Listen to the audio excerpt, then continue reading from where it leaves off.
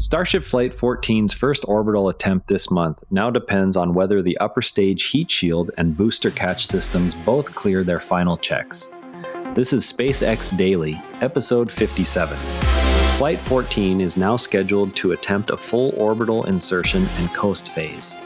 The test profile includes the first use of the updated heat shield tile layout on the ship upper stage. Engineers will also collect data on the booster's return trajectory ahead of the planned catch attempt. No payload is manifested for this flight. SpaceX plans a tower catch attempt on the ship upper stage during an upcoming flight test. The maneuver would require the vehicle to perform a controlled descent and precise alignment with the Mechazilla arms after re-entry. Success would be the first recovery of the upper stage. The Super Heavy booster catch remains a separate objective. Ground crews are already preparing the tower hardware for the attempt. Elon Musk stated a goal of lifting 10 million tons of payload to orbit each year once Starship reaches full cadence. The figure assumes daily flights and full reuse of both the Super Heavy booster and the ship upper stage. Current production tooling at Starbase and the planned Gigabay expansion are cited as the rate-limiting steps. No timeline was attached to the target. One thing worth watching is that the Wall Street Journal reports SpaceX must still demonstrate reliable operation of its larger vehicles before the company can meet its stated cadence goals. The piece notes that Starship's current test campaign has yet to achieve repeated full reusability of the upper stage. Delays in solving thermal protection or catch reliability would directly affect payload to orbit targets. The article cites unnamed industry sources questioning whether the present design margin is sufficient for rapid reuse. SpaceX lifted 3 BlueBird direct-to-cell satellites on a Falcon 9 from Cape Canaveral Pad 40.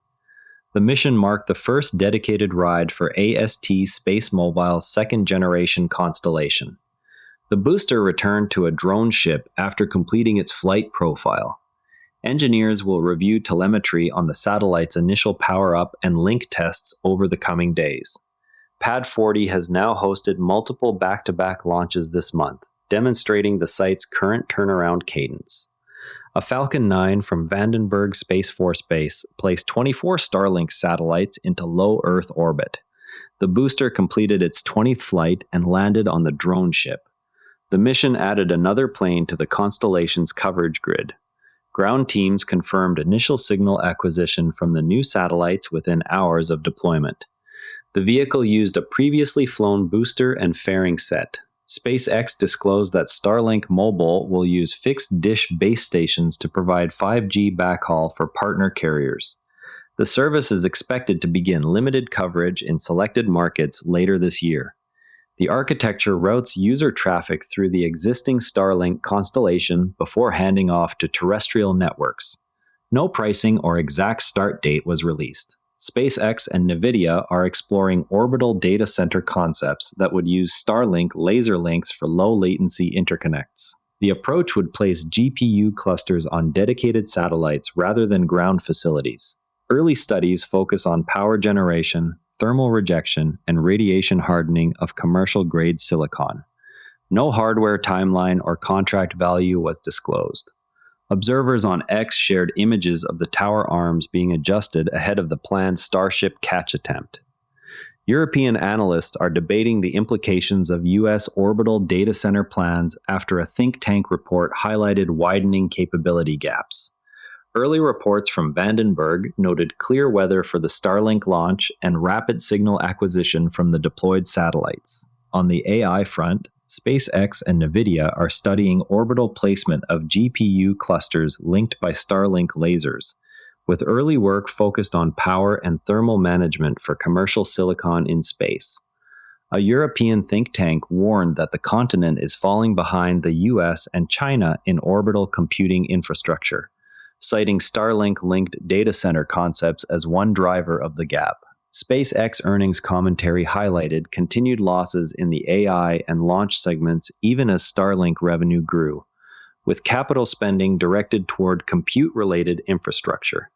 From an engineering standpoint, the planned catch of the ship upper stage this month introduces a new set of first principles constraints compared with booster recovery. The ship must survive re-entry heating, then execute a precise flip and hover while the tower arms close around its forward attachment points. Unlike the Super Heavy booster, which returns with most of its propellant load and a relatively stable center of mass, the ship arrives nearly empty after an orbital mission, shifting its mass distribution and aerodynamic behavior.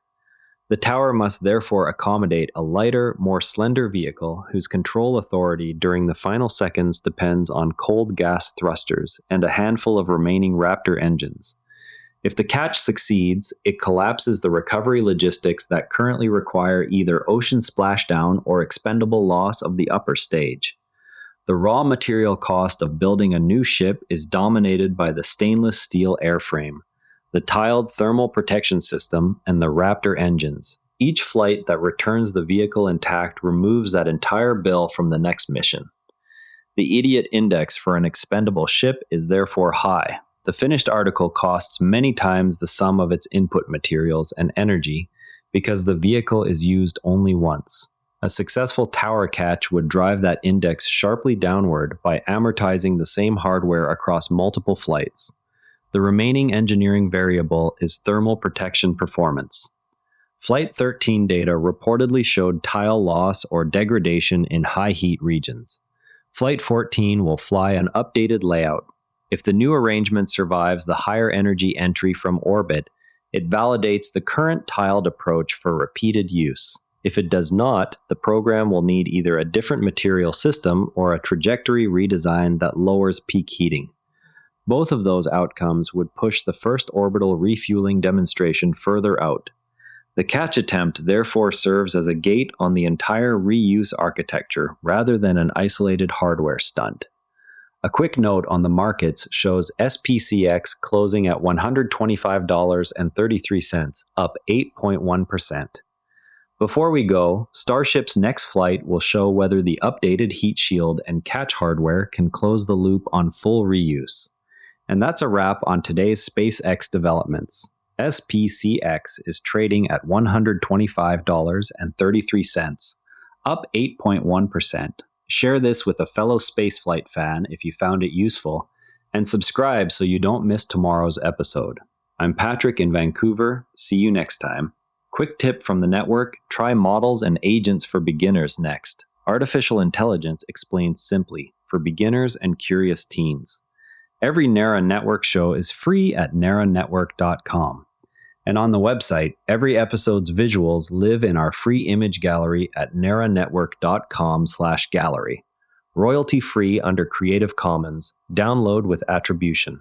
This episode used AI voice synthesis of my voice. Editorial selection and analysis are my own.